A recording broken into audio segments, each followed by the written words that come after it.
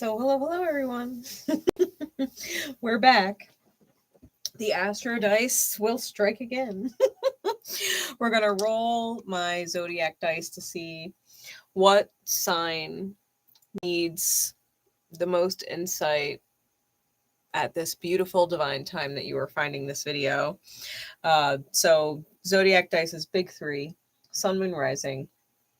Then we're also going to roll the house dice and the planet dice to see if there are any other specific placements that may also need this message outside of just the sign dice. Okay. It may be significant to you as a cross watcher, even if I don't roll your sign or your placements. The sign and the placements may give you some insight into someone else that you have in your reality. Okay. Regardless of whether or not you know their alignment or their placement. So, Spirit, please, what sign are we reading for today? Virgo. This is your reading. All right, Virgo. What other placements may also be significant? Virgo naturally rules the 6th house and Mercury. We've got 6th house and Venus. Okay, so you may also have Venus in Virgo. If it's not in your big 3, you might have Venus in Virgo. You may also have Venus ruling your 6th house, which means you would be an Aries rising. You could also have Venus in the 6th house, regardless of sign. Okay. Venus is naturally ruled by both Taurus and Libra. So you could have Taurus and Libra ruling your 6th house. If your 6th house is Libra, then you are likely a Taurus rising. And if your 6th house is Taurus, then you are likely a Sag rising. So that might also be significant if you are a Taurus or Sag rising. All right. Venus in the 6th or Venus in Virgo. Venus, you could have it naturally in Taurus or Libra as well. All right. So these are the decks we're going to be using today. Lightworker Oracle will be for guidance at the end. And I'm using the Naked Heart Tarot, the Wild Unknown Tarot, and the Healing Light Tarot. For specifics, we're going to get into the Harrow cards, my hand-drawn cards, and my energy alignment deck for the overall to see who or what is going on that Virgo would need this reading, right? Or any of the other placements that I called out. Let's see.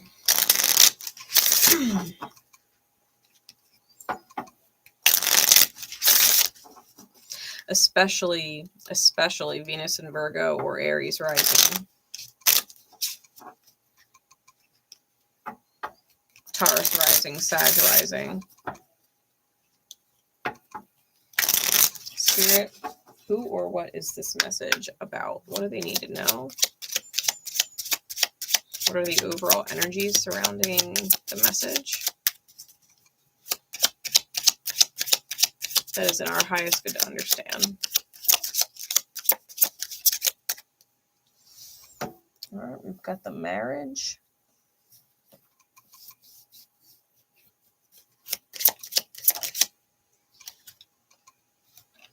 The snake bite.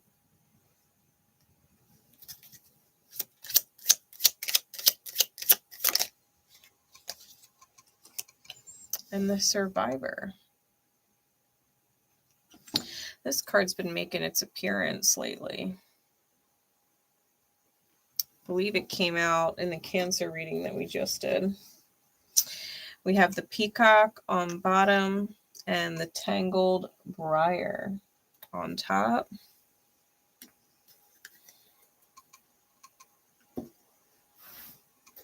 Let's get some more insight into the archetypal energies of these three.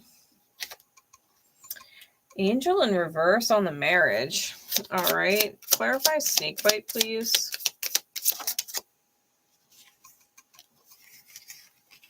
We've got a few here. Spirit's telling me to keep them. We've got the pedestal, sonar, and the broken mind. And then clarify the survivor, please. That's too many. Clarify the survivor, please.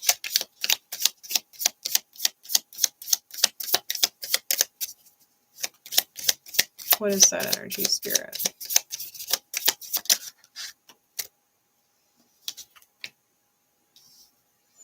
The Black Swan and the book. All right. The mirror is on top. The needle and thread on bottom.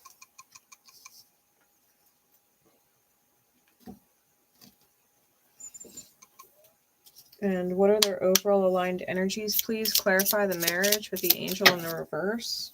Whoa. Clarify the marriage with the angel in the reverse, please.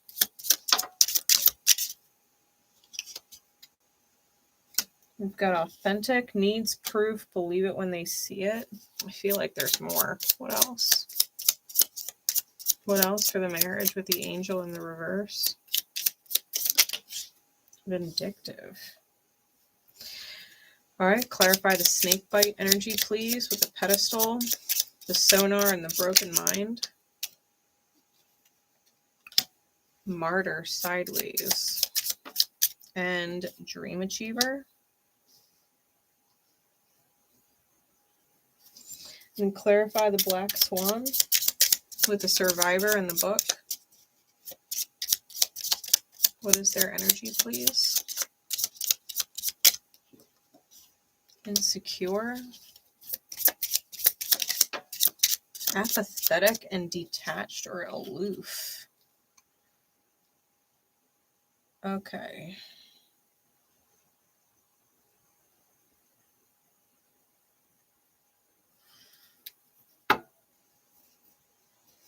Top of the deck is honorable.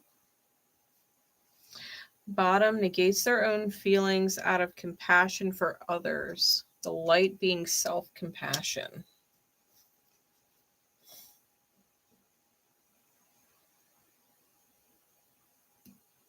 That would be what we're working. That would be what we're working towards. All right.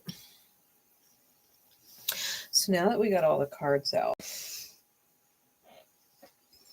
let me read a little bit to you about the Tangled Briar and the Peacock, because this is the overall of these three energies here.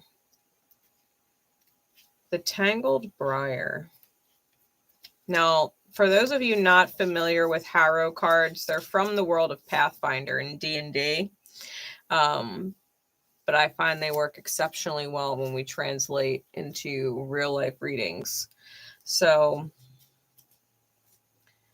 the Tangled Briar is a lawful evil aligned card or shadow contract, right?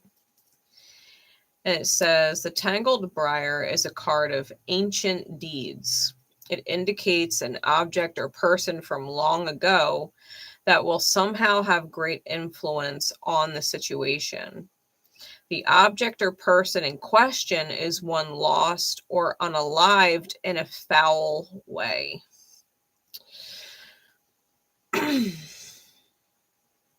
So this contract, whatever this shadow contract is that you have with other people, or at least one person involved,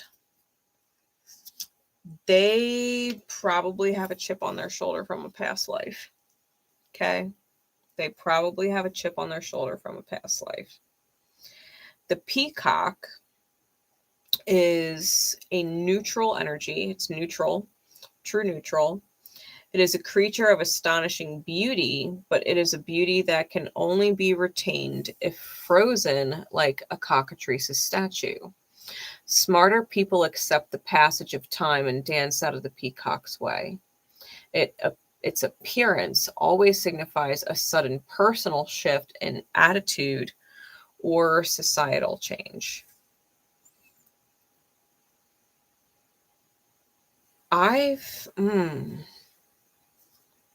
Paired with the briar, the tangled briar, smarter people accept the passage of time and dance out of the peacock's way. Some kind of personal shift in attitude or societal change.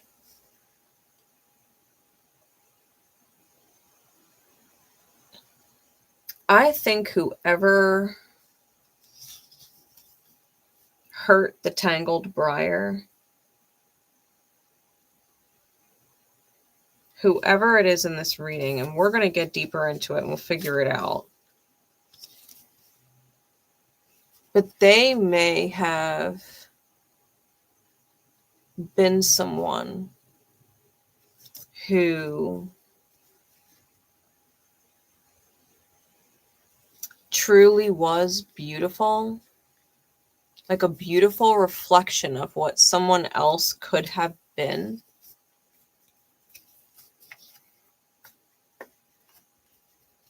And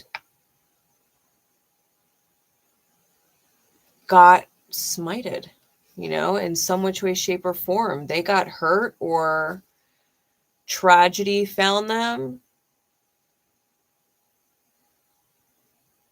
And they can't let it go, right? We've got the mirror with the needle and thread here. For those of you not familiar with the red thread myth that is coming out with the needle and thread card, it indicates a soul connection that does not break over the course of lifetimes, right? It's a soul connection that it's like an unbreakable cord, an unbreakable connection.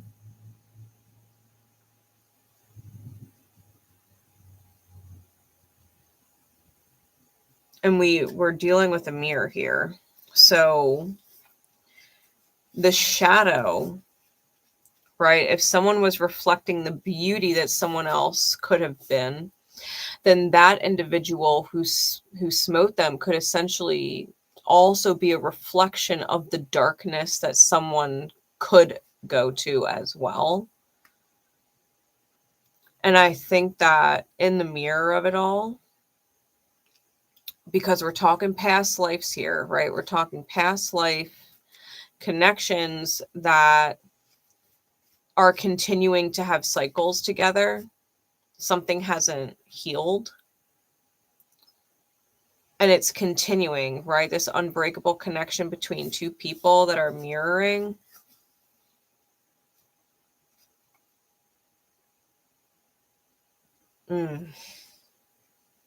See, the only way to break it, to get out of the cycle, right? The negative cycle would be self-compassion.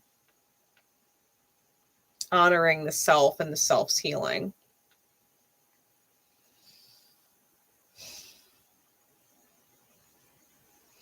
It's like if a pendulum swung to the far extreme of one side, only to swing to the far extreme of the other. And these two might be mirroring each other because, as a mediumship, like I know when people cross over, they understand a lot more from the other side than they did in life. They see a lot more. And just because they see more doesn't necessarily mean they see everything. So let's just hypothetically go down this rabbit hole for a second, okay? Let's just say in a past life, you completely martyred yourself going after a dream. Maybe you put somebody on a pedestal and they hurt you. Truly, like hurt your heart and soul with the actions that they chose. once the two of you have passed and crossed over, presumably at different times, right? Maybe the person who loved deeply learned the truth that the person who hurt them never really loved them at all, never had intentions to support them, care about them, and were maybe using them the whole time. Like, they understood it. And they came back and reincarnated into this life with a certain amount of vindictive vengeance, right? The angel upside down. They were once an angel and became vindictive. The other person, however, would have crossed over and saw just how sincere and beautiful and honorable the love that someone else had for them was. And maybe they didn't understand it at the time. They really were just using them, and they didn't realize the value of what was in front of them then. And so they reincarnated into this life, and they want to show the love and the gratitude and appreciation that that person should have gotten before. And in passing away after that life, the same thing happens, only it's reversed, right? And it's kind of like this cycle where their pendulums are swinging back and forth to extremes, and they're not finding each other in the middle. They're not seeing beyond the lifetime, right? They're not seeing the pattern of lifetimes, plural, right?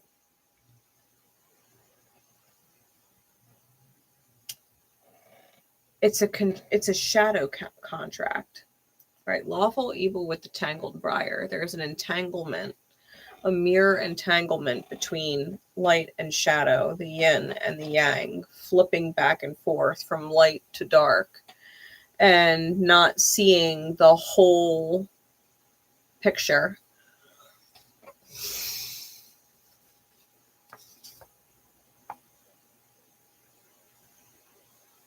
With the marriage card. The marriage is a lawful neutral card. Contracted neutrality. The marriage can be a union of people, ideas, kingdoms, or other distinct things. The progeny of the salamander and the water weird shows that a union might bring forth new power from both parties, or it might be a ruinous joining of that which should never have been united. Once wedded, the two cannot be parted, and this is a card of permanent change. The connection between the two, right, with the mirror and the needle and thread, and this energy here with the marriage.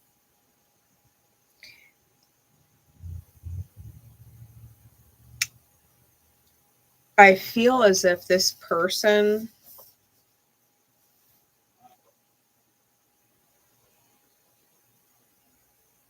knows or doesn't. They might not know, to be fair.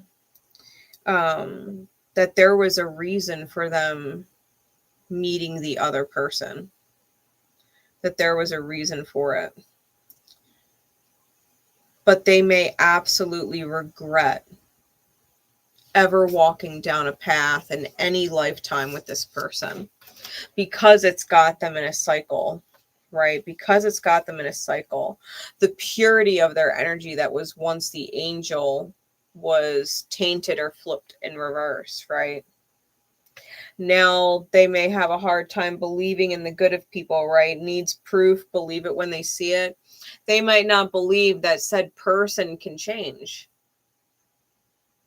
They might not believe that this person who the original, I guess you could say the original sin was committed against, the original versions of these individuals, can't get over the fact that they were maybe manipulated or lied to from the gate, and they want to believe that the love is real and can't. And that's where they're stuck from like lifetimes ago, which is interesting because I literally, and it was like a fleeting cross of my path where the movie, it just reminded me of it, the movie Original Sin with Angelina Jolie and Antonio Banderas, I think his name is. There's that movie, And it's like that, right? It's like that. It's about deception. It's about the madness of how one sin kind of creates another to happen, right? When you allow yourself to give in to one, another comes up. Like if you allow yourself to give in to greed, wrath might show up in another person. Like sin brings about or brings forth another sin. I feel like whoever or whatever you're dealing with, Virgo, you're dealing with this extreme of energy between you and another person. And I feel like this is super spiritual. I don't feel like this is necessarily something going on in your reality. This might be one of those divine time messages that you catch to help you understand something spiritually that is going on in your life concerning another person and why it resulted the way that it did. The first person, I think, is authentically the angel, but does not believe that someone else legit sees their value. And they have become vindictive over the course of lifetimes, right? Now, the second person is the snake bite. The snake bite is chaotic evil. And it is a vile or poisoned weapon. Poison takes many forms, not all of them physical. The poison on the assassin's blade represents the death of ideas and freedom, as well as the ability to turn friends against each other or poison the minds of the virtuous.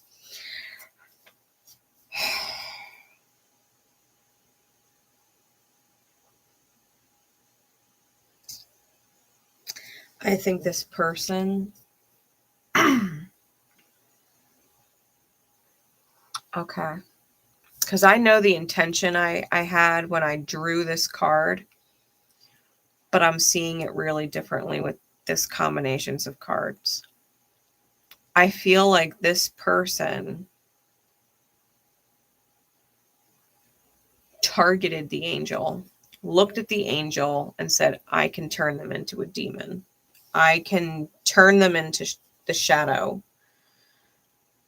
I can take what was once good and get it lost. Truly shadow, right? Chaotic evil. The snake bite is the name of the weapon, right? It's the name of the weapon on the card. If you can see that. It's this like gnarly, twisted blade. And it's dripping with poison.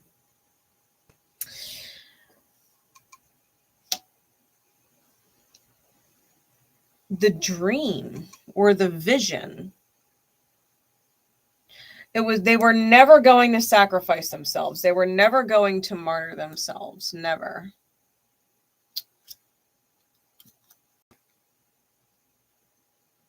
They were never going to give in to the light.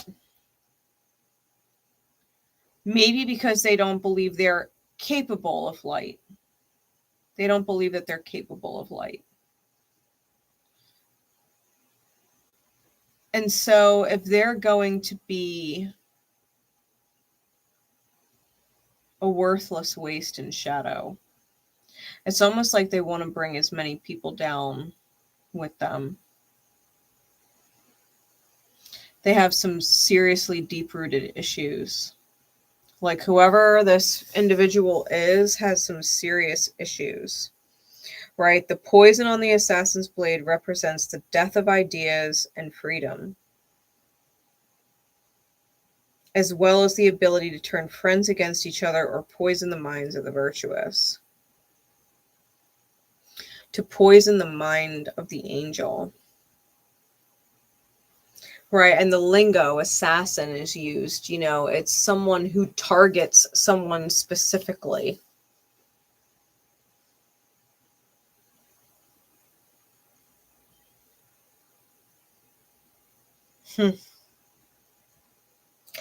I think you're dealing with someone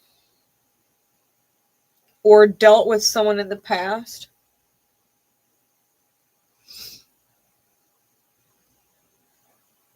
who continues to pop up in your present. And I think if you resonate as the first person, right, someone who was hurt emotionally or psychologically, spiritually by someone,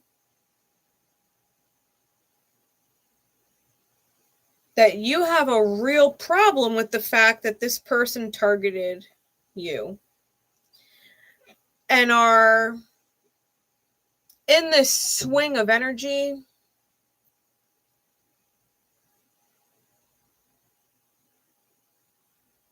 because you can't necessarily wrap your head around the idea that someone would be in such a low place that they would want to make you low with them just for the fuck of it. Like, there's no reason, right? We're talking about chaotic alignment. There's no reason for it. They just picked you one lifetime. You got picked. You were the beautiful light that they targeted. They crossed your path. They saw you and noticed you in your light, and they decided they were going to ruin it. You were just chosen at random. I don't think you actually ever had. How do I want to say that? You didn't always have a connection with this person. There were lifetimes that existed before you encountered this person and got sucked into repetitive life cycles with them and the drama of them. There was a time in your life cycles where this person's energy did not exist, but they've been poisoning your lifetimes ever since. Does that make sense?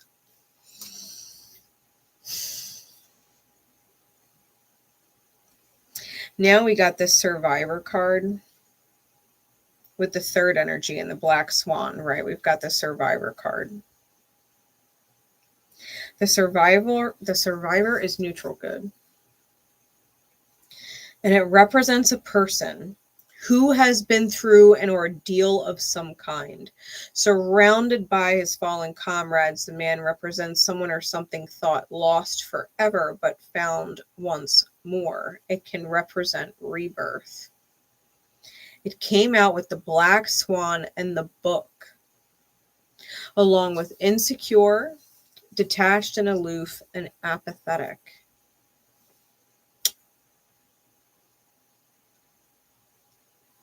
I feel like this is actually showing you the kind of vibration that this person attached to in the first individual, right? That the second person saw the beautiful angel maybe slightly out of alignment and said, I can turn them into a shadow.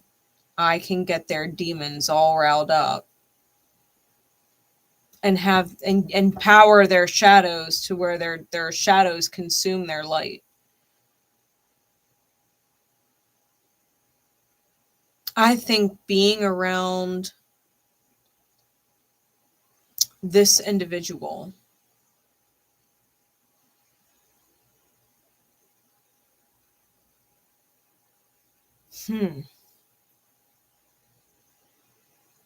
I'm getting so many messages right now. Forgive me. I feel like one way that I could read these cards is that person number 2 does not want person number 3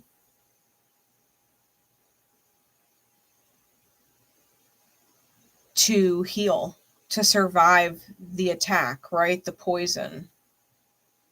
The poison was to make person number 1 feel insecure.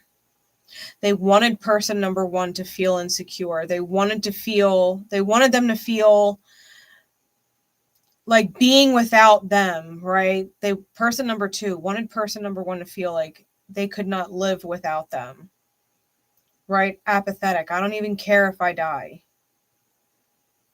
Detached, right? Detached from life and their light. Person number 2 wanted person number 1 poisoned with insecurity. That their light was not good enough. I think the reality is that person number 1,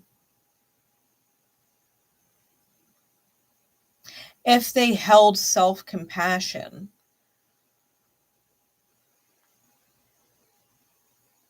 and accepted that these kinds of people are out there, right? These kinds of shadows are out there. They may have been like a young soul and relatively naive at the time. But they're the black swan. Like the black swan, the way that I describe that archetypal energy. Because swans are beautiful, right? When we see swans on a lake with a bunch of ducks or geese, like we're always looking at the swan. The swan is beautiful. But if you were to fill the lake with swans, these beautiful white swans, and one of them was black, you would be completely mesmerized by the black swan. You wouldn't even be looking at all the other swans and all of their beauty on the lake. You would be fixated on the black swan. The black swan is mesmerizing in its energy. I feel like person number 1 was always meant to be in that black swan energy. That's the outcome, right? That's written in the book's energy. And person number 2 tried to taint it and successfully tainted it for lifetimes, right? Multiple lifetimes at this point. Person number 1 has been poisoned with insecurity since then. And they've been in this cycle, right? This cycle where person number 1 is pissed at person number 2 and has completely forgot how much person number 2 does not fucking matter. They never mattered before, so why do they matter now? Right? Prior to that lifetime, person number 2 did not exist. They didn't fucking matter. They had no control or power or sway over person number 1. Until they had this fucked up encounter. Well, person number 2 was like, I'm literally challenging myself to see if I can destroy that angel. I want to see if I can break them. They're so good. I wonder if I can break them. Because this person is deeply wounded, right? And has been. Has been for a very, very, very long time. And they were probably put on a pedestal. What light is within them? That little bit, right? If you think of yin yang, every bit of darkness has that potential to be light. Person number 1 probably was attracted to the light in person number 2, right? Light attracts like. The light attracts light. They were attracted to the light in person number 2 and were completely oblivious to their own shadow, which is what person number 2 was drawn to, right? Shadow attracts shadow.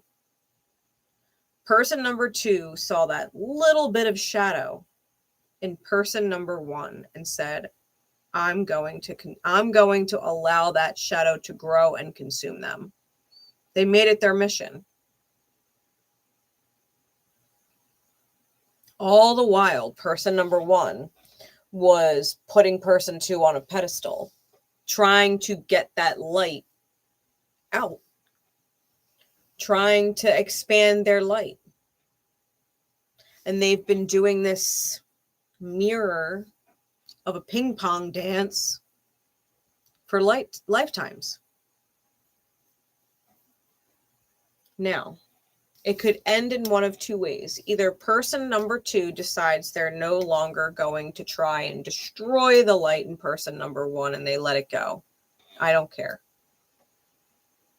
They stop attempting to keep person number 1 in their insecurities, which is highly unlikely, right? Or the person who is light, person number 1, stops allowing that poison from person number 2 to take hold and say, you know what? I am beautiful. My light is beautiful. And yes, I was targeted because I felt like I could bring the light out of somebody and it just wasn't my fucking job. It just wasn't my job. Maybe I'll let it go. Maybe I will stop being vindictive. Maybe I will stop feeling bitter. Maybe I will stop, right? Maybe I will sympathetically understand. This person is a fucked up person. And in order for them to be that fucked up towards me, they must have gone through some fucked up shit. And I'm going to stop trying to heal them. And I'm going to stop being offended by their choices on how to treat me. And I'm just going to walk away. I'm going to close the book. I don't care to reincarnate with this person anymore. I don't care. Right? Kind of apathetic. They probably had sexual ties to this person. Someone that they were intimate with. And it probably happens every life. The snake bite, the poison, could definitely be a sexual encounter and an exchange of sacred fluids. Every single life. The 2 of y'all come in contact and you're wildly attracted to the light in the other and the shadow in the other and get yourselves involved and wreak havoc in each other's lives. Because the angel gets all kinds of fucked up. The light person does get all kinds of fucked up after being potentially sexually intimate with this one person. They're wildly attracted to the light in someone and wants to bring it out of them. And the other person is literally drawn to their shadow. They're a chaotic, evil character. That's their role. That's their alignment. Like, people think chaotic evil looks like someone popping someone else's tires. No, chaotic evil can look like someone being super charming and telling you that they love you and you are the most amazing person they've ever been with. And they would do anything for you, and then completely betraying you and going with someone else, and everything they said meant nothing. And you're like, how could they say all of those things and not mean it? Because they're fucking chaotic evil. They're shadow chaos. That's why. They're poisoning you with insecurity, making you feel like you're not good enough. And you're not seeing it for what it is. You're hung up on the words that they said. You're hung up on the light that you saw. But that little bitty light that you saw is not the reality of them. The reality of them is a huge amount of shadow. And the only way you get out of this cycle with them is to detach, to show yourself some compassion, to stop caring about why this person did something or didn't do something. I know that is easier said than done. But if you shift your perspective, it's really not, though. Like, it's really not, though. This person is not the love of your lifetimes. This person is quite literally the villain of your stories. The villain of your lifetimes. They have fucked your shit up every time. Every time.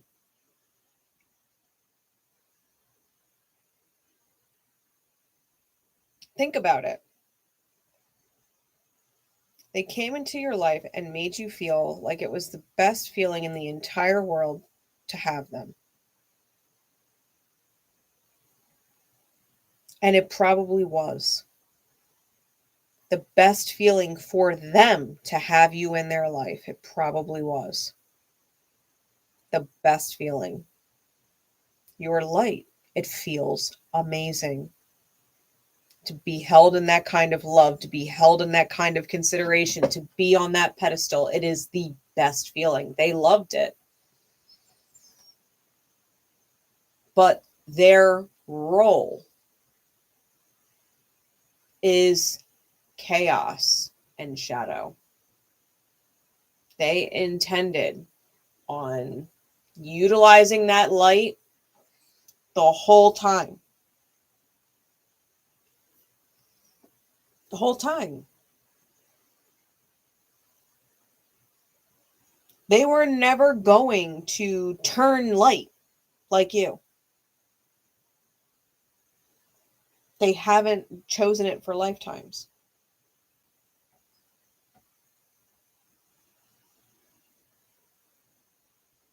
And you being hung up on them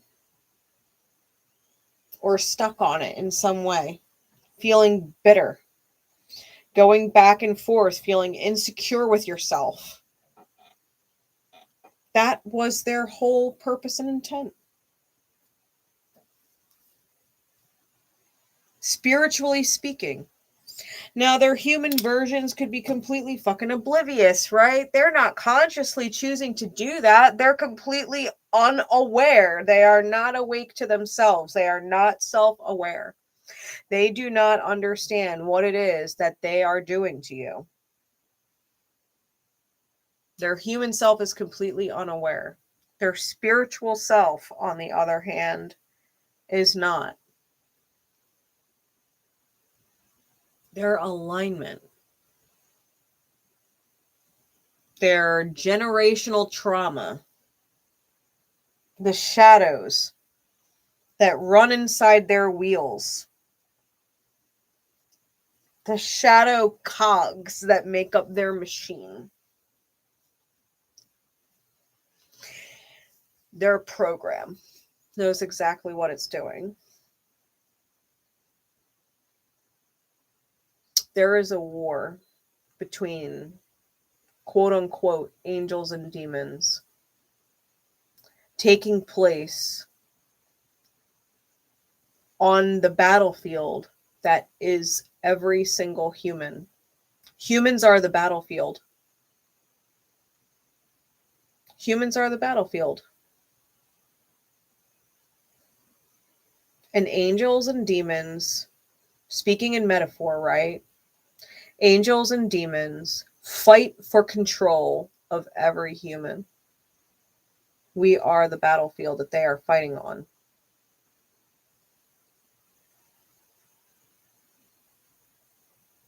And you had angels on yours.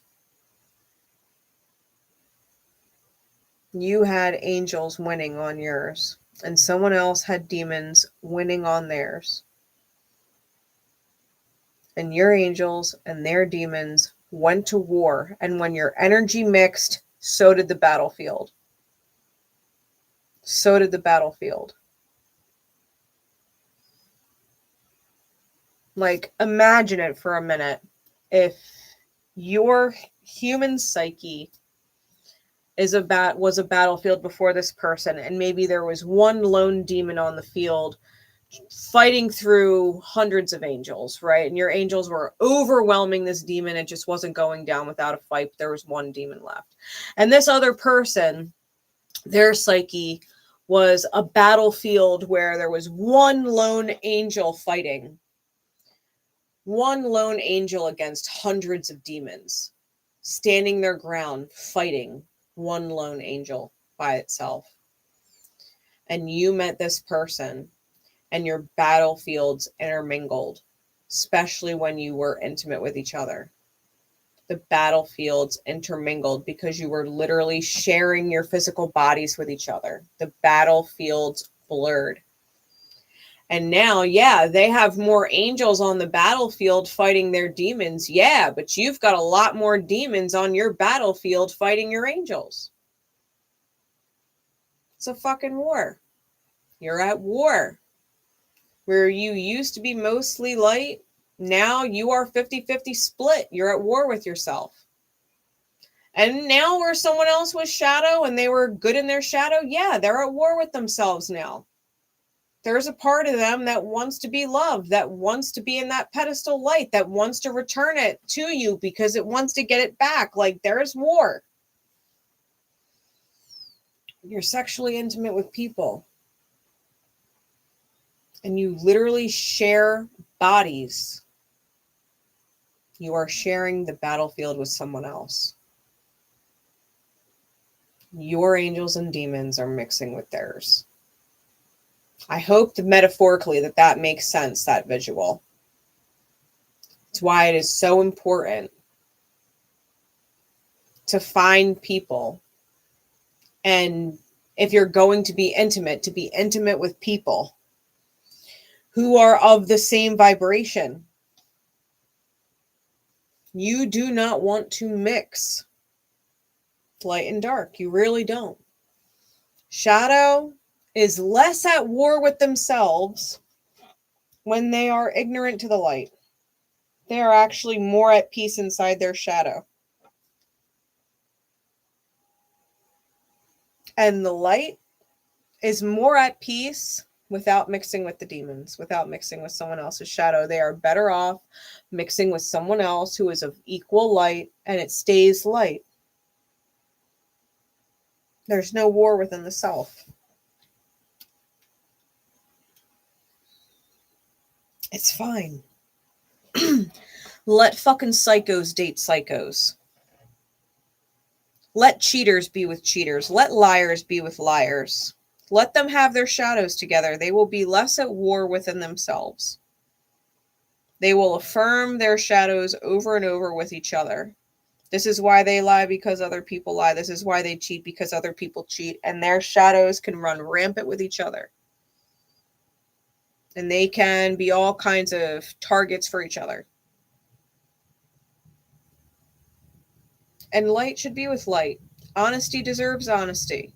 Loyalty deserves loyalty. Transparency and respect deserves transparency and respect. It can go on forever that way. No different than two shadows can. It's when you mix the two that you end up having fucking problems. When you mix someone who is honest and loyal and kind and considerate and genuine with someone who is a liar and is unfaithful and does keep secrets and is malicious or doesn't give a fuck and is selfish, right? You mix those two people and you get all fucked up. They both do. They both get all fucked up.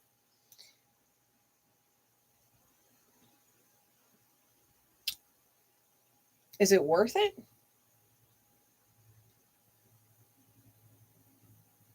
That's the question. So let's see. Let's see what is actually going on. We're 48 minutes in. I didn't even break out the fucking tarot yet. Jeez. Y'all let me talk too much. For real. I hope it makes sense. Because someone is surviving this shit. Like, this is like this current life. If you look at this card, this is like the figure in their current life with all their past life versions. Like, dude, you can get through this. One mingling, right? One lifetime of mingling. It's light and shadow.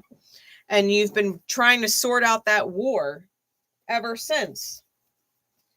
Ever since. All of your past life versions are like, dude, are you all right? Like, we're still fighting this fucking war. From lifetimes ago, you're still fighting this war. And at some point, you've got to call in your angels or your fucking demons, whatever side you are on. I don't judge. Like, you are what you are. But you got to call in your shit so that you can go back to the way that you want to be. Or into the way that you want to be if it's different. Maybe that shadow person really does not want to be shadow anymore. Maybe they love the light and love the love so much that they would rather be light now. Maybe they would. Call in angels then. If you want to go back to being apathetic, if you want to go back to being some tyrannical user, whatever, liar, manipulator, and not have a heart, not give a shit, and feel no remorse, well, call on your fucking demons then. Ask them to help you stop giving a shit. Ask them to remind you you don't need love and love is horrible no matter how great it felt to have it. You know? Choose for yourself. Choose for yourself. Either way you choose. Choose not to be at war with who you are. Personally, I prefer the light. I prefer the light. That I will not change. I prefer love and honesty and transparency and consideration and commitment. That's what I prefer. I don't prefer to play games, you know?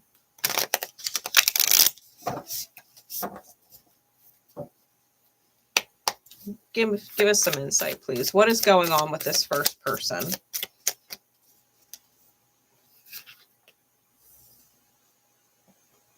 Queen of Wands, the Hanged Man. What else?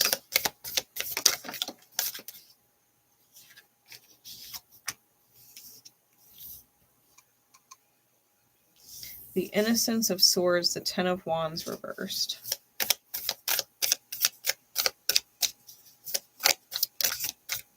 The Lovers and the Ten of Swords.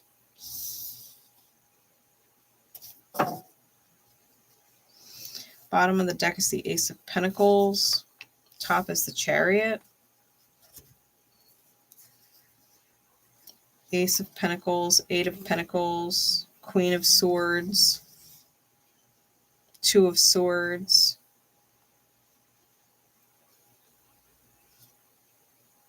Three of Pentacles.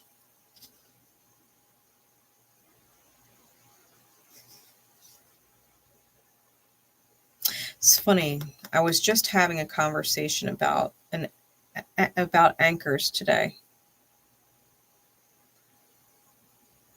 Because someone asked me to describe, like, how I would describe dealing with someone who has BPD. Okay. The conversations that I have that come up with people. BPD is borderline personality disorder. Okay. It's not split personality. That's not what it is. It's borderline personality disorder. And I kind of described it because it's a cluster B personality disorder. Okay. Right in there with antisocial personality disorder, narcissism, right? It's a cluster B personality type. They're not bad people, but how they respond to experience. I said, imagine a ship lost, just floating out in the sea, just lost at sea. And all they want to do is find a place. They want an anchor person. They want an anchor. They need an anchor person. They need someone who needs them as much as they need them. Someone that will fight for them and protect them and defend them to the death, even when they're wrong, and they do the same thing. They will protect and fight for their anchor person no matter what that person does, no matter how wrong that person is. That person will never do any wrong. That's their anchor person, and vice versa. They want that from someone else, that no matter what they do, no matter how wrong they are, no matter how terrible they are, this person will still defend them and be in their corner and protect them. People with BPD look for an anchor. And anything and anyone, when they find their anchor, anything and anyone that risks their anchor's happiness, their anchor's safety, they will go to fucking war. Like, you will not hurt their anchor person. You will not hurt their anchor person, because what happens is, if something happens to their anchor person, they're lost at sea again. And they don't know what to do. They don't know who they are without their anchor. They need that support. This here, right? Looking at the bottom of that deck and seeing that.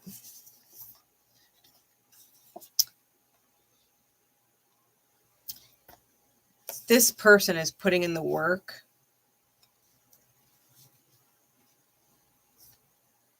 to plant new seeds of reciprocity without being stolen from. I think you have an individual who is looking for an anchor, so to speak, not necessarily to the extreme that maybe someone with BPD does, but they want someone who will defend them, do anything for them, no matter what.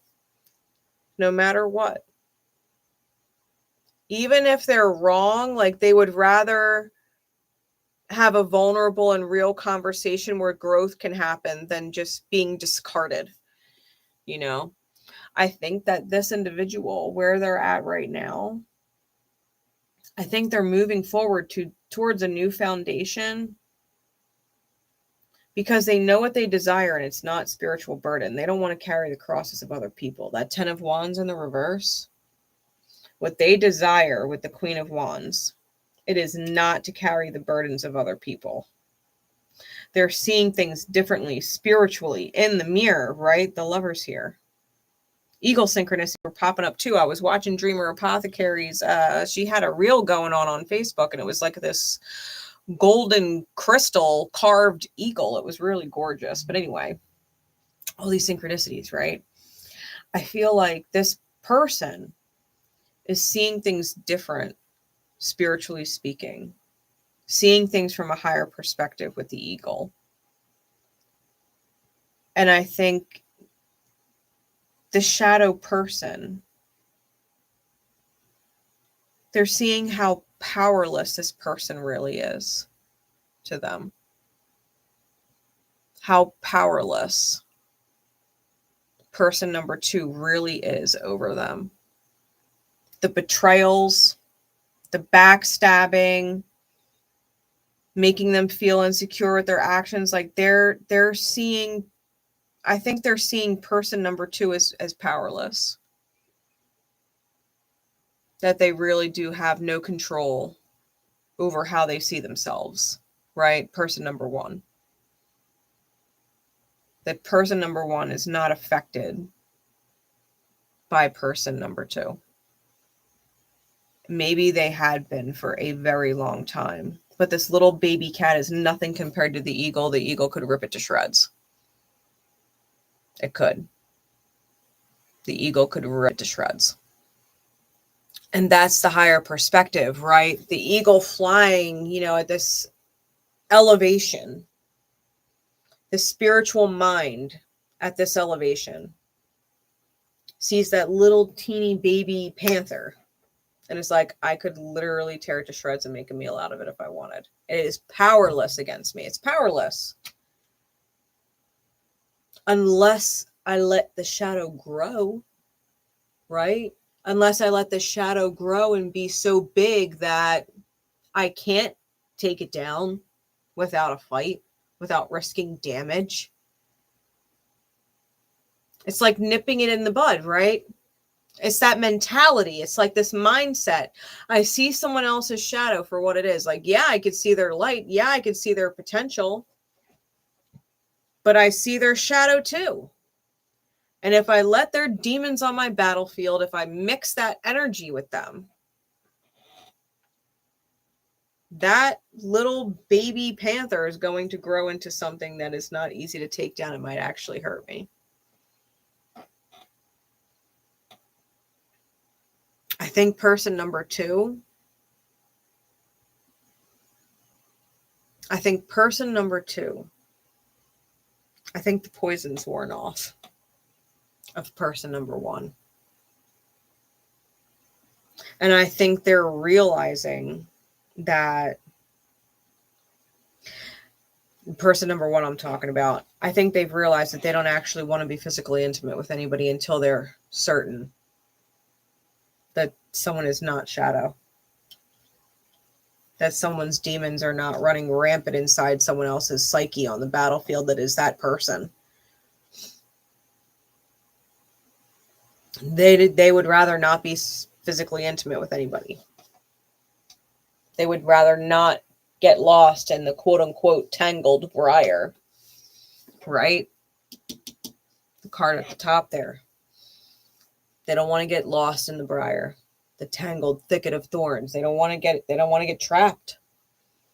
They don't want to get trapped in an energy circuit with somebody. Person number one, they could very well be celibate right now. Independent and celibate. Seeing the mirror. Seeing things from a different perspective. Seeing in the dark, right? Just the bat synchronicity. They're nocturnal. They don't use their eyes to see. It's like sonar, right? They could literally sense inside the dark. I've literally got the sonar card out here for person number two. It's like they've learned sonar. They've learned how to detect the shadows in somebody.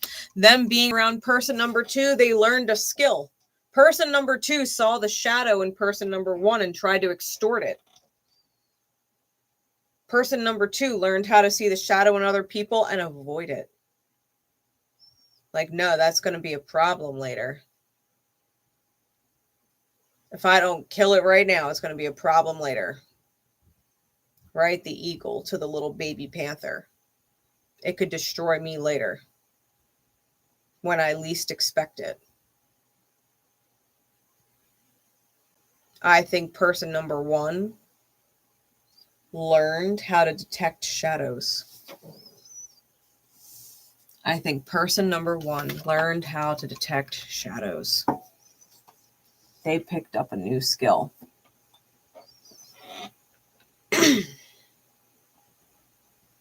And now they're looking in both directions, right? They're not just looking at the light in one direction. They're looking at the shadow too. They're seeing both sides. Person number one is seeing both sides of people now. Yeah, they see the light in people, but they also see the shadow. And they're like, I don't know if I want to get involved with that. I don't know if I want to get involved with that. I might cut it off now. I don't know if I want to mix with those demons. This person has their demons. They don't want to deal with it. They're like, nah, you deal with your battlefield. You decide if you want to pray to angels or pray to demons. You figure it out. Who's going to win on the battlefield that is you?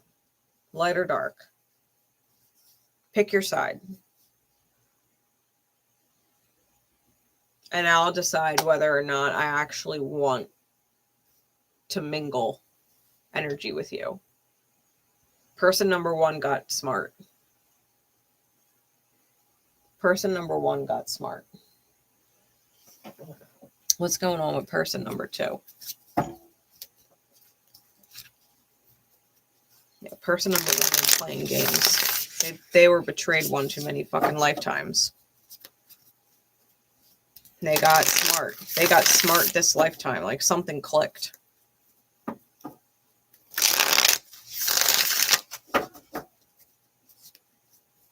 What's going on with person two? Where are they at?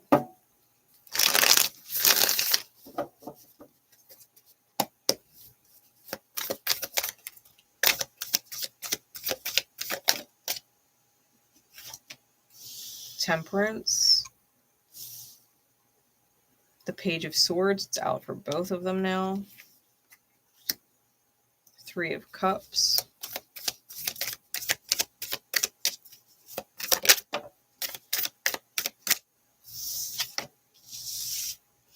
Death. Temperance and death. Wow.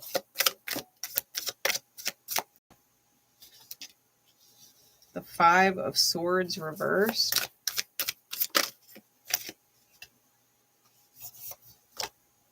And the Ten of Swords now out twice. Bottom of the deck is the Daughter of Wands. Top is the Three of Wands.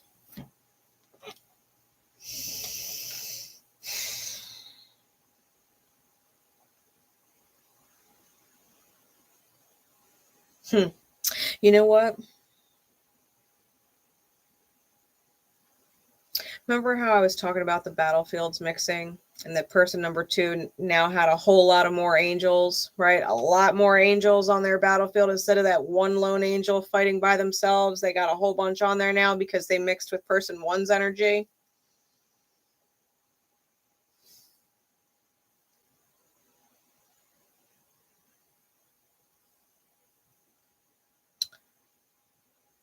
I feel like this person,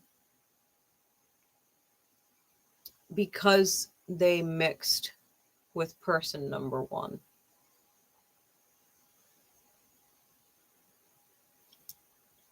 is going through the alchemy, right? They're going through the death, the ego death process, where maybe everything they thought they knew about conflict is being flipped upside down.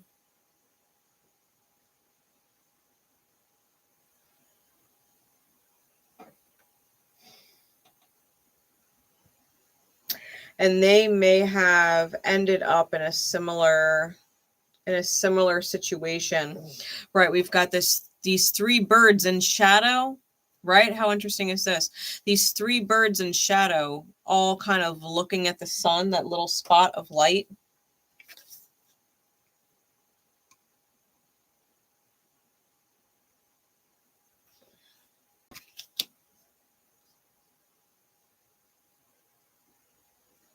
And it's sabotage here. Like they might be surrounded by people, third-party energies,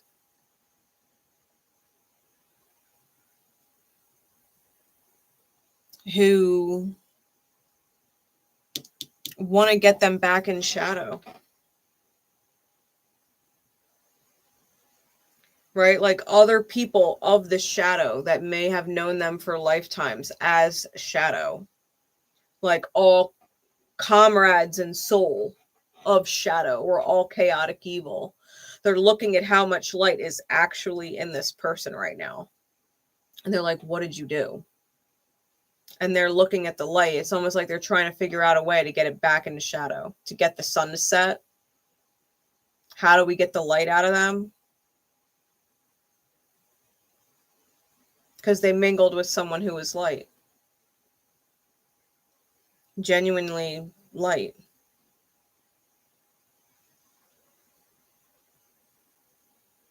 I think there's a part of this person that seriously does want to reinvent themselves and go on this crazy journey of finding their light. The issue is they are surrounded by a bunch of people who recognize them in soul, right? Soul recognition, that promote and support their chaotic evil, that promote their shadow, that want to keep them there.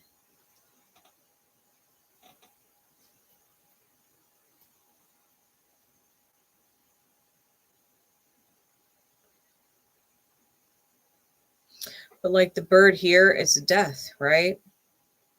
The little bird that was sitting there on that branch, like who they were sitting with these other people, like they're not the same.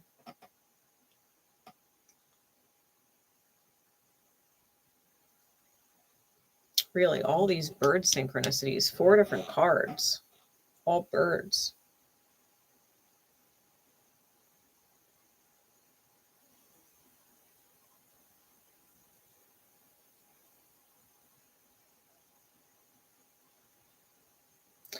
I don't think this person wants to argue with person number one. To be fair, I don't necessarily think they want to argue with anybody. I don't think this person is in a vibration that they want to argue. And they may have been an argumentative person before. Okay. Which is maybe why it's important. And that's why Spirit has me saying it like that. Like, this person doesn't want to argue with anybody. They may have previously been argumentative, or they felt this need to be right.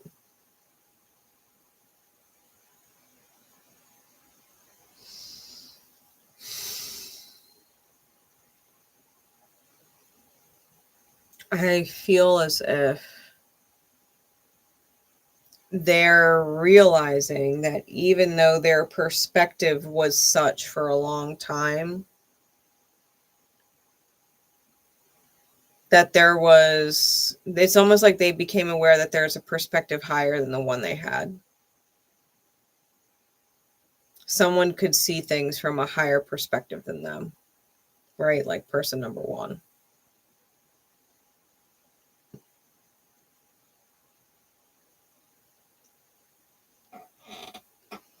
I think this person has people in their reality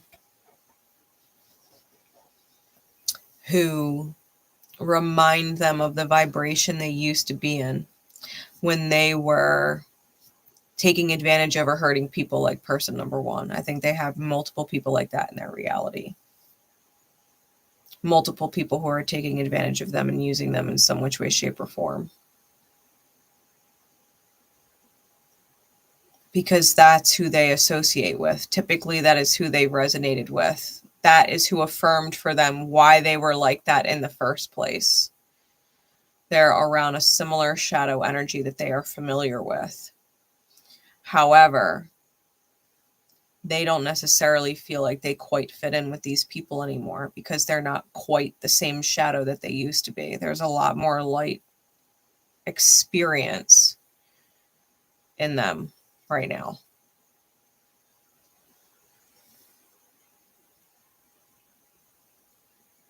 There's a part of them who experienced the angel. And if the angel did not fall apart this lifetime, even if they did multiple lifetimes before, if they didn't fall apart this lifetime, that the light proved to be stronger than the shadow. I think this second person is wondering if they really should stick with the shadow then. If the light is ultimately stronger than the shadow, why would they choose shadow? If the light is the better competitor, right? If the light is the stronger competitor, if the light is the one worth rooting for, if the light is the version of themselves worth being. I think this person might be having a little bit of a spiritual revelation.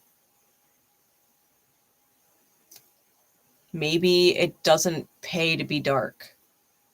Not only does it suck and it doesn't feel good, but there is legit something else out there that feels better. And all they have to do is commit to it. To let the angels within them or the light within them win out. To silence the shadow. Like, no, not everybody lies. No, not everybody cheats. No, not everybody steals. No, not everybody is selfish. No, not everybody is.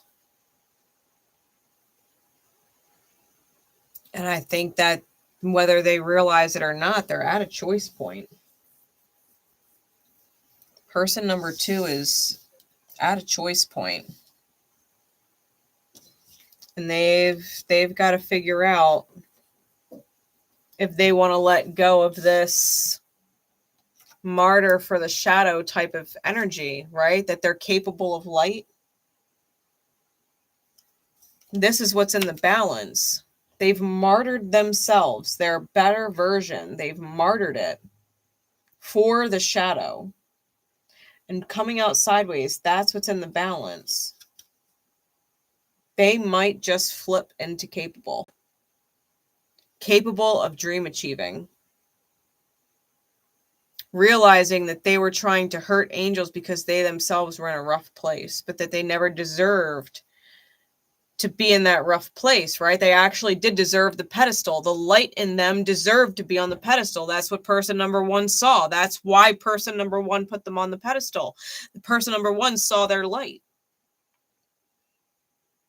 Their light deserved the pedestal. This person's working on feeling capable.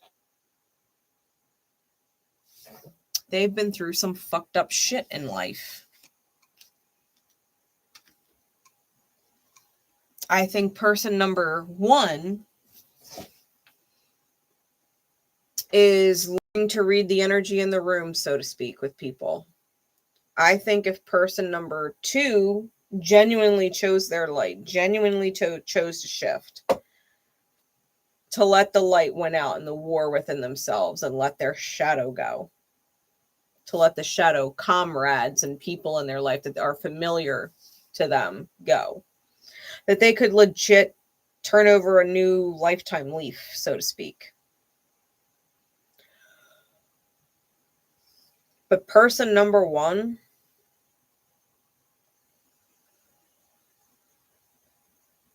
they get a whiff of the shadow, they're gonna cut it out. They're gonna nip it in the bud. You know what I mean? That innocence of swords with the 10 of swords. They're like, you can't bring your shadow here. You're not gonna let that shadow mingle with me. You know.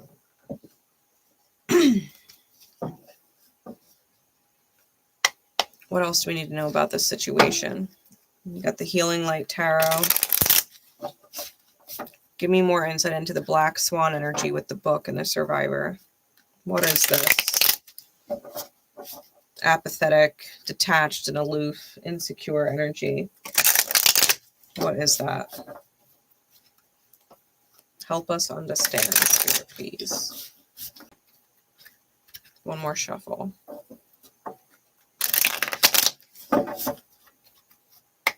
What is going on? What is this?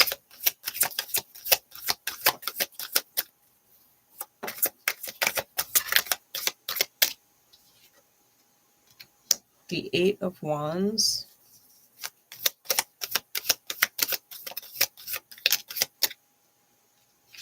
The 4 of Coins.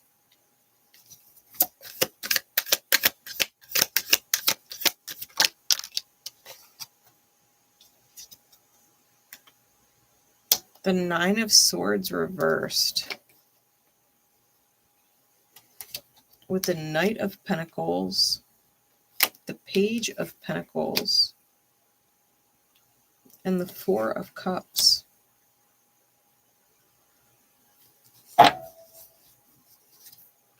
Bottom of the deck is the 9 of Coins. Top is Strength. 4s, 9s, and 8s.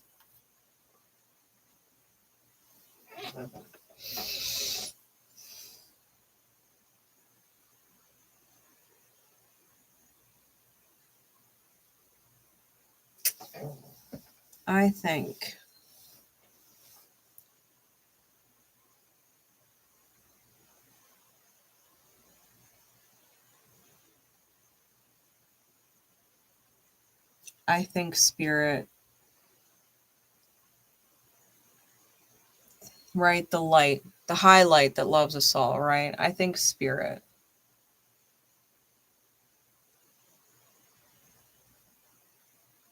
is genuinely giving person number 2, regardless of person number 1. I think Spirit is giving person number 2 the opportunity to walk in the light.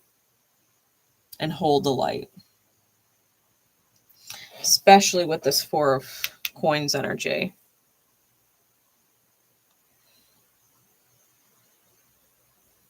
Because it's just reminding me of the orb, right? The diamond where the light is there. It's just reminding me of that.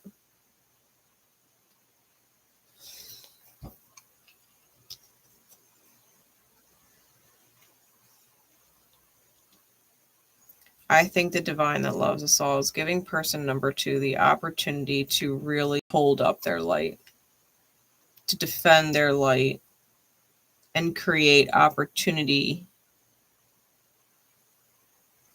in light.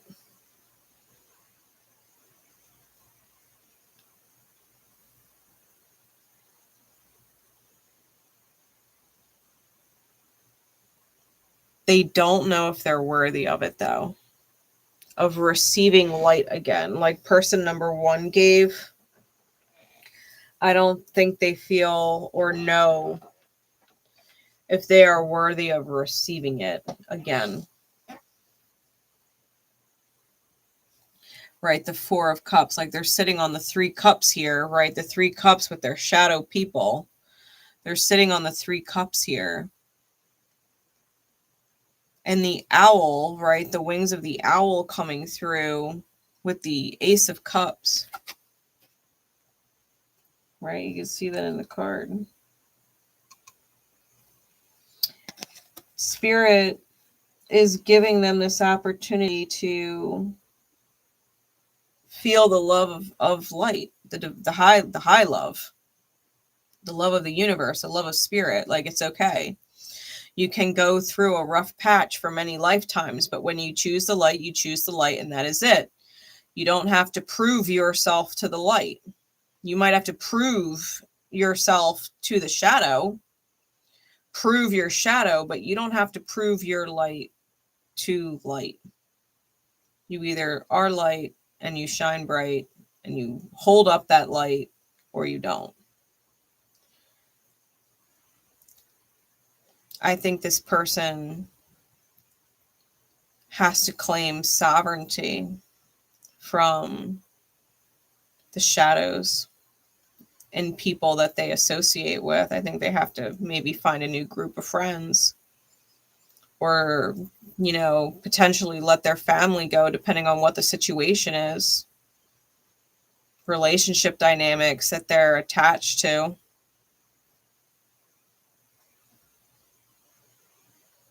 Because they can't juggle. They can't be lost out at sea and feel like they have no purpose or place and want an anchor.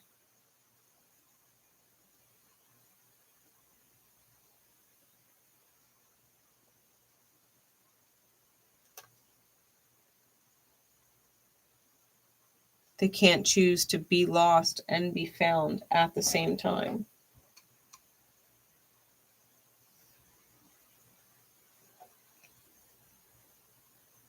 They can't choose to be lost and found at the same time. They have to lay their old self to rest and claim a victory.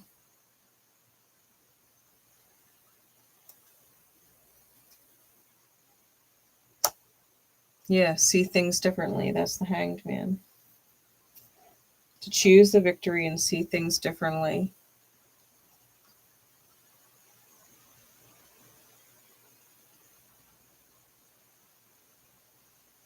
Yeah, they're going to have to be patient. They're going to have to be patient because it really is going to take a lot of strength. I think their shadows are not going to give in easily. But I think in time they'll realize the light. When you believe in the light, it really is victorious. The light will always win. The light will always win. That's the Hierophant. And we teach others. You know, the Hierophant is a great spiritual teacher who takes the lessons that they've learned, the wisdom that they learn, and teach to others.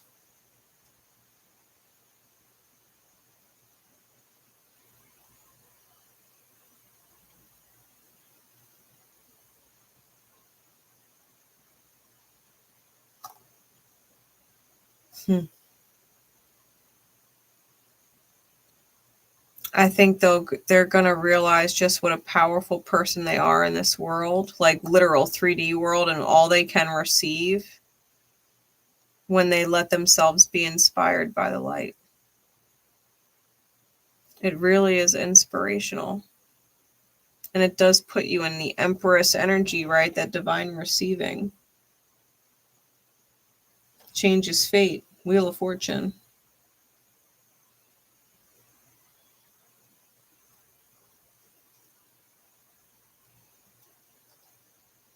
Yeah. We circle back around to the Judgment card.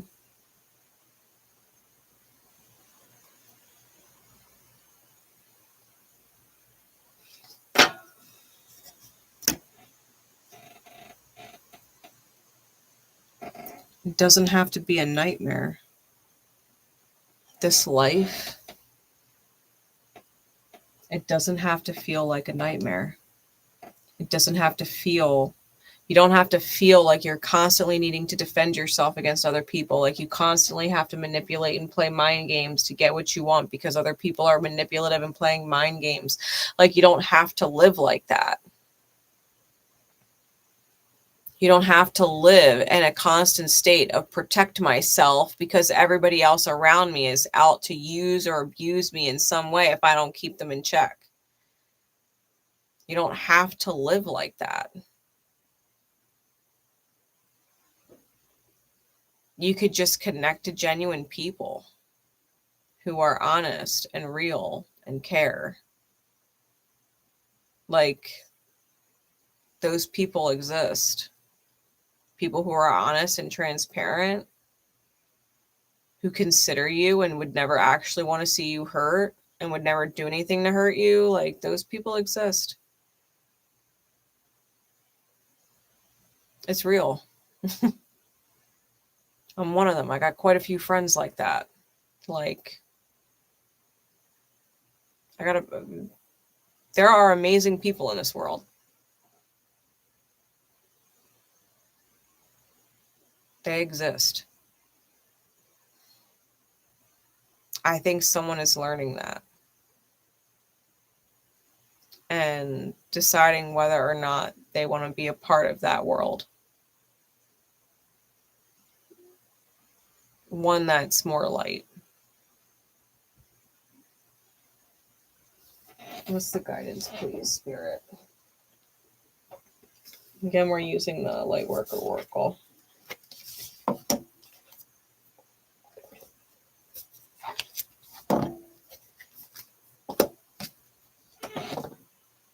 What's the guidance, please, Spirit?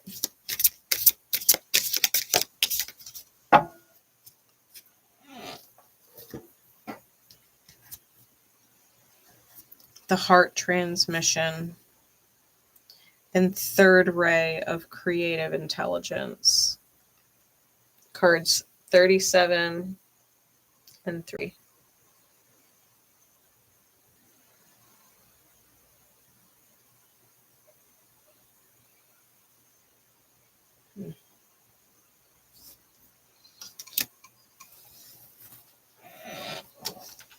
Heart transmission. Card 37. It says,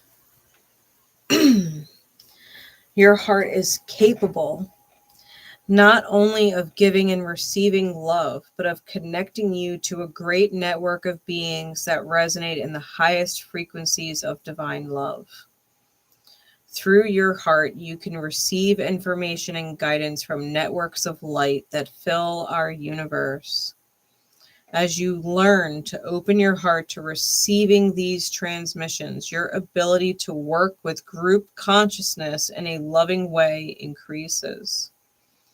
You shall affect humanity in a loving way, influencing the collective rather than allowing the lower frequencies of the collective to overwhelm you.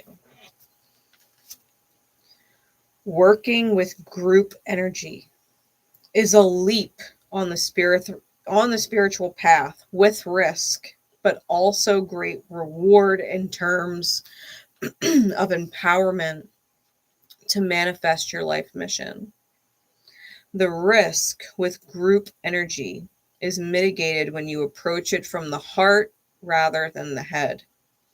The mind can argue one point of view and then immediately and convincingly argue the opposite. The heart, however, either feels something resonates or it doesn't, whether or not there is logical explanation for it. The mind can be seduced by those who tell you they have great spiritual power, but this will instantly trigger intuitive warning bells in your heart. For those with genuine power do not need to convince you of it. The heart is the key to deciding where you offer your devotion.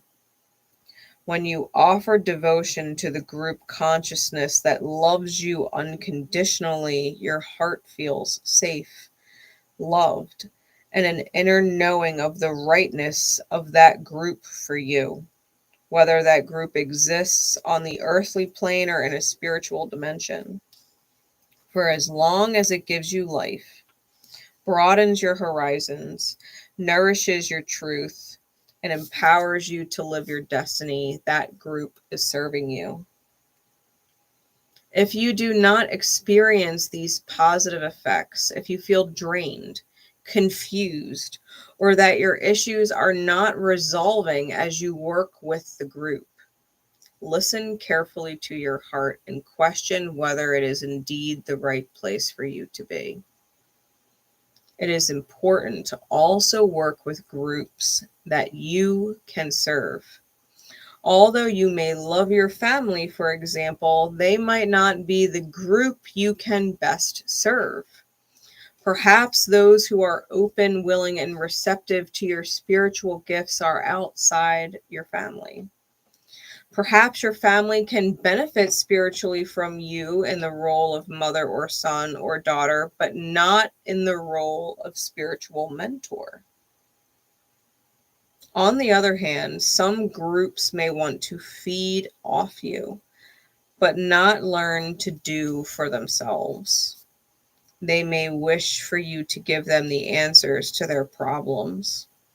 They may not be willing to develop the trust, courage, confidence, and empowerment that is required to take responsibility for their own relationship to the universe, which is needed so they can grow in soul wisdom through their life experiences. Your heart may guide you to withdraw your services from such people because you love them and want them to grow. Your heart may guide you to withdraw your services from such people because you love them and want them to grow. Your heart will guide you to operate differently with different people. You may be guided to explore hobbies or interests that lead you to the next group that your presence can assist. Your heart will also guide you when it's time to move on. The transmission of the heart gives a truthful assessment of the interaction of your frequency with the frequency of a group. Is it mutually raised? Then this is a spiritually constructive connection. Is it diminished? This will not be so helpful, right? It's talking about your frequency and the interaction with the other frequencies. When you interact with other people, is your frequency raised or is it diminished? The heart empowers you to know when to work with others, for how long, and in what way. Trust it. The more you do, the more groups which can bring great benefit to you and to the planet can enter your world. Have gratitude now for the heart transmissions that guide you through universal love into group consciousness that can best serve the greatest good and your divine destiny. Ask for protection, insight, and clear knowing, clear feeling to guide you through the many groups that you will love and work with you spiritually this lifetime. May all your group involvements be constructive. May love, light, and power increase in you and upon the earth through all of your group work. May the unconditionally loving ones help all group endeavors attain spiritual success. Remember, we choose of our own free will and be a divine love. And so it is. And so it is.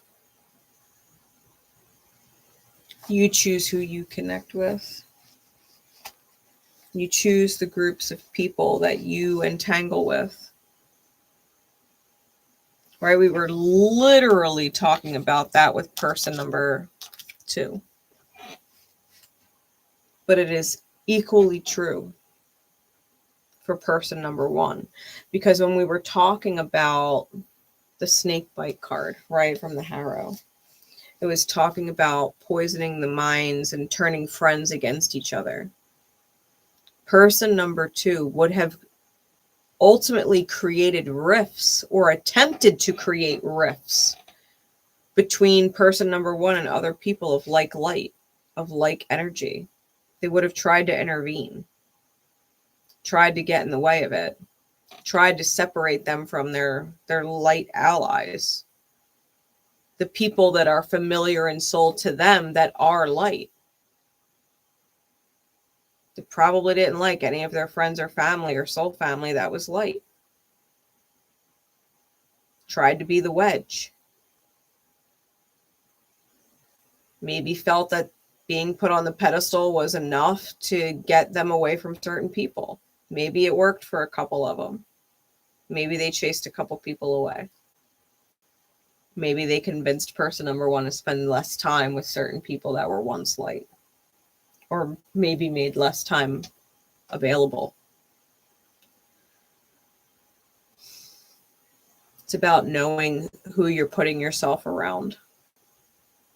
Because you are who you befriend.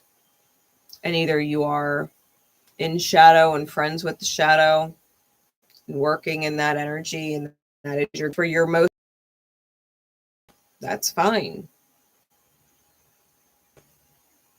But if you're not at peace with who you're around now, even if you were once at peace with them before, something has to give. It's something to give.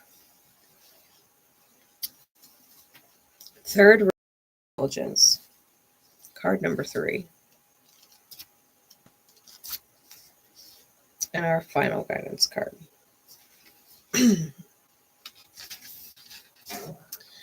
Third ray of creative intelligence.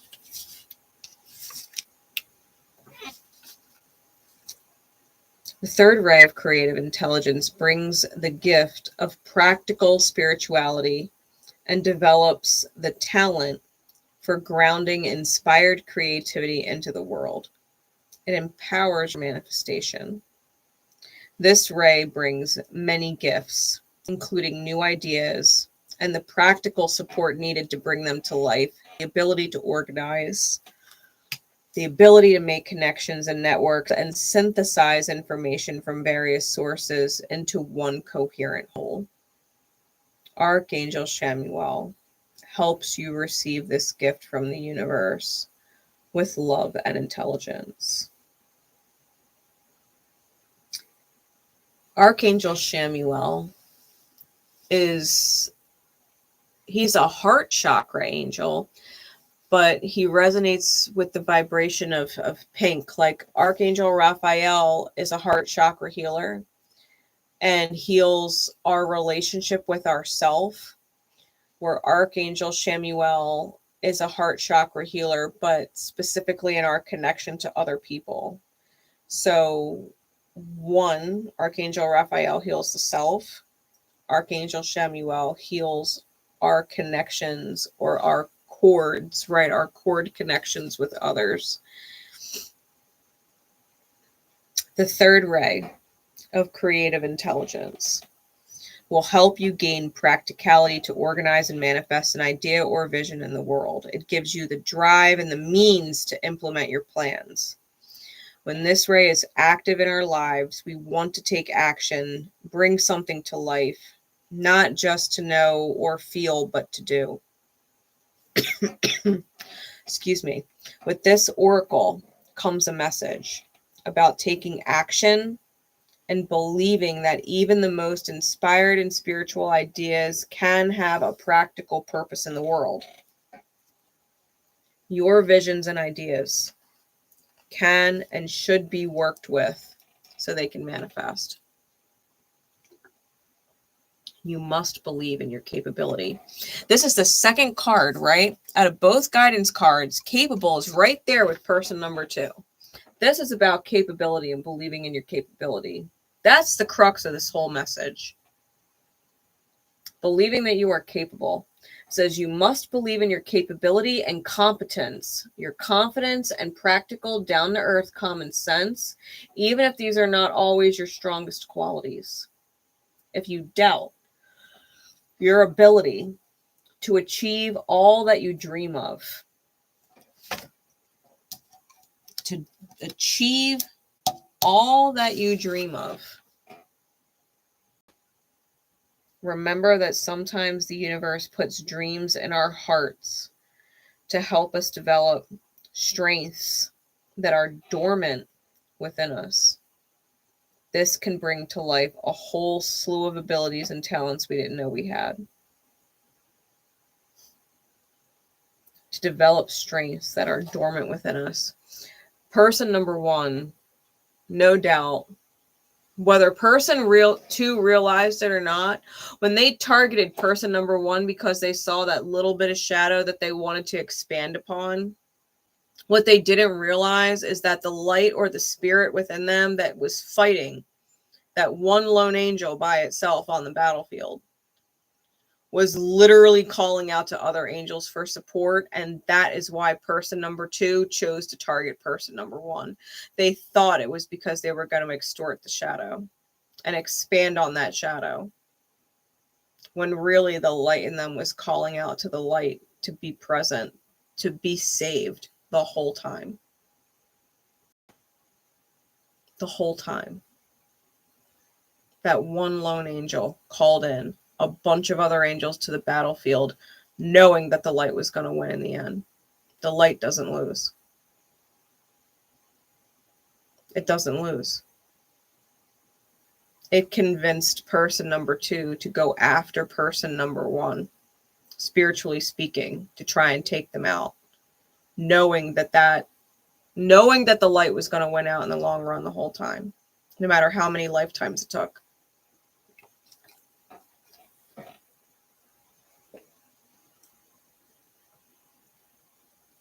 We are given nudges in life to discover what we are made of, which can be so much more than we might have initially believed.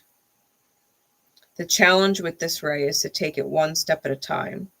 Allow the universe to help you find the patience, persistence, and sense of humor that will help you stick to the process of creation. Do not try to do too much at once, nor allow your project to get too complicated. And above all, do not give up before you have finally brought your inner light to life in the world. Archangel Chamuel brings the gift of reclaiming lost energy, ideas, or talents that can help you fulfill your divine potential.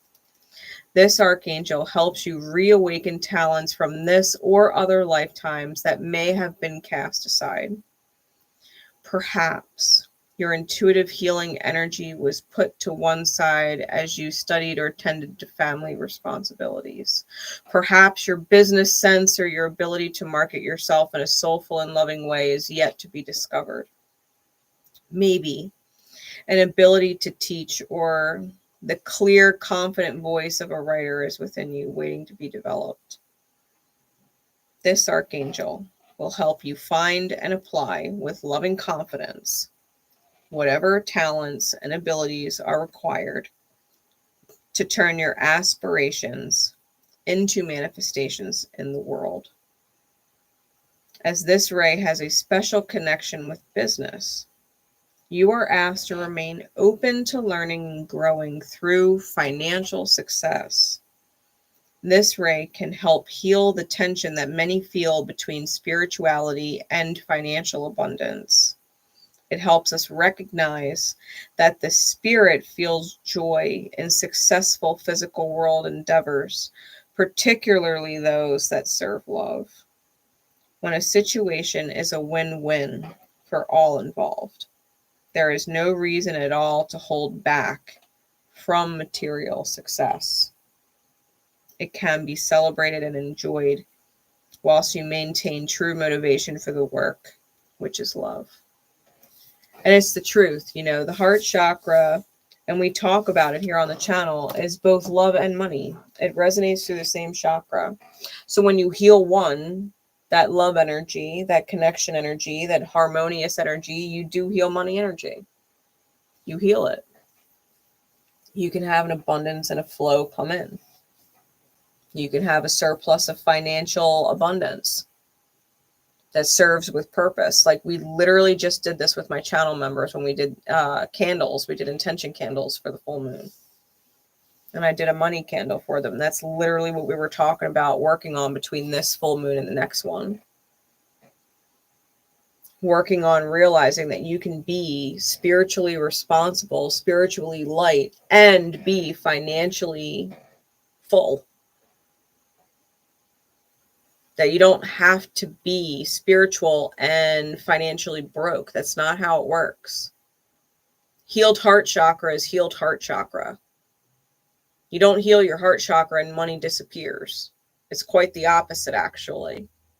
The more you heal your heart chakra, the more you heal your connections to other people and you allow light, right? Beautiful light to come into your life. You do become financially secure and financially abundant. You have that surplus. It just depends how you want to utilize it.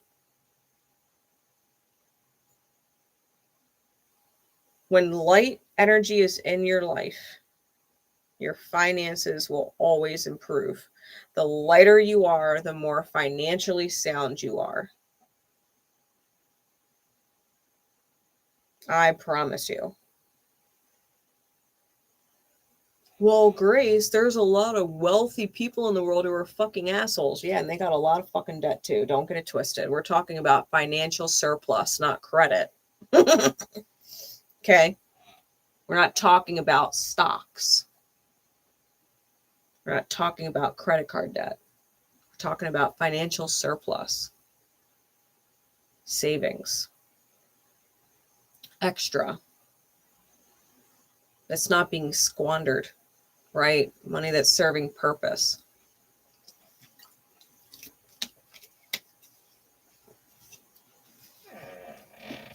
There is a benefit to this whole process. So many people in the world have lived in impoverished energy for so long. They've lived in impoverished energy for so long.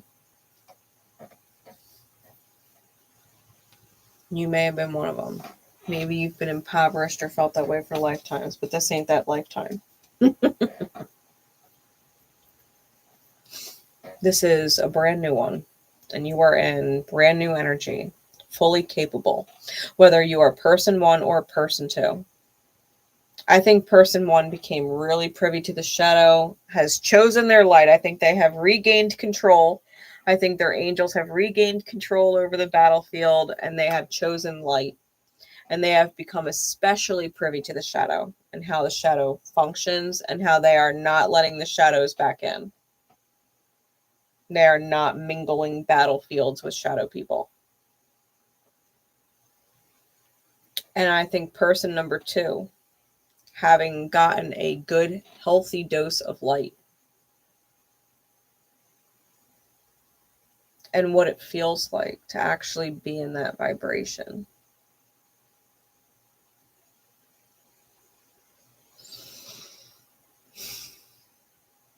Is wondering if they really do have to sacrifice themselves to the shadow or if they can just be embraced by the divine.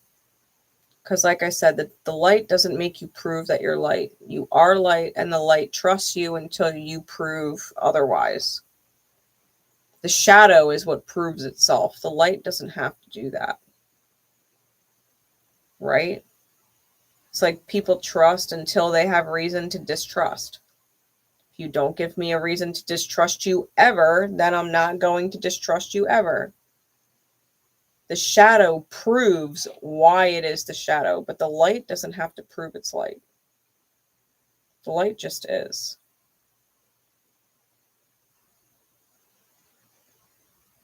It's kind of like that.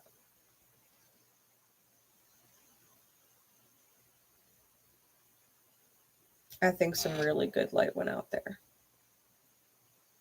And person number 2, if you're in the middle of a war with yourself and you don't know what to do, light or shadow, you don't know what version of yourself you want to stick to. Know the divine loves you, whatever fucking side you choose. It doesn't matter if you choose full-blown shadow all over again. It doesn't matter. You're always going to have that one lone angel on the battlefield that refuses to go down. It's always going to call in another person of light.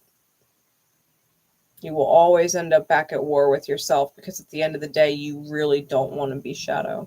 You don't want to believe that that's how humans are, that that's how you are, and that this is the way life is. A part of you believes and knows there's got to be more to it than this. It's got to be more beautiful than that. And you're right.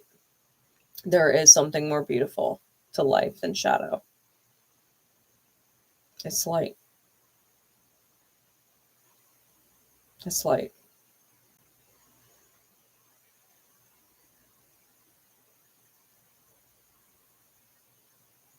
I hope you find yourself on that side of things.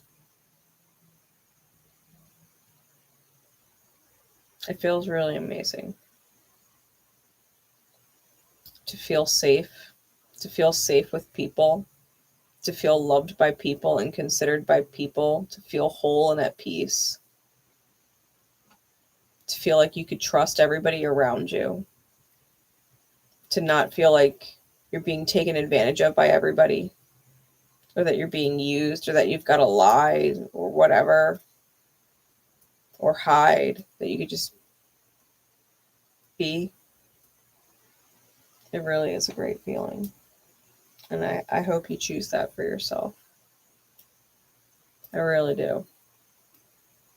That's why I'm guided to do messages like this. Spirit guides me, and I have this channel because of stuff just like that. Spirit doesn't give up on anybody. The light doesn't give up on anybody.